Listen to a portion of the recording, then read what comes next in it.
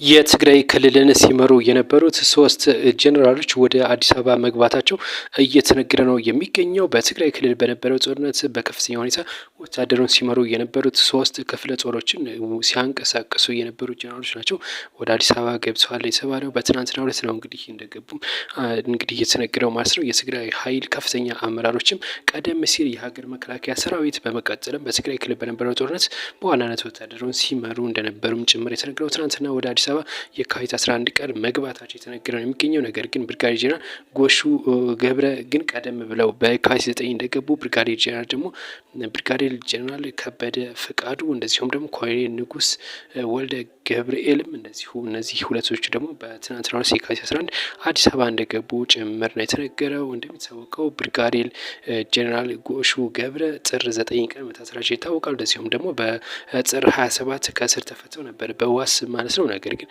እንግዲህ ጉዳያቸውን በውጭ ሆነው እንዲከታተሉ ተወስኖላቸው ነበር። እሳቸውም እንደዚህ ወደ አዲስ አበባ አቅንተዋል ነው የተባለው በጥር 9 እና እነዚህ ሶስት ጀነራሎች አሁን በቀጥታ አዲስ አበባ እንደሚገኙ ጭምር ነው እየተነገረ የሚገኘው። ይህ ለትግራይ ክልል ለሚንቀሳቀሱ እንግዲህ ለህወሓት ቡድንና ለጊዜው አስተዳደሩ ትልቅ ፈተና ይሆናል ተብሎ እየተነገረ ነው የሚገኘው። እናንተ በዚህ ጉዳይ ምን አሰባላችሁ? ሀሳብ አስተያየታችሁን አስቀምጡልን። አብራችሁን ሆኑ።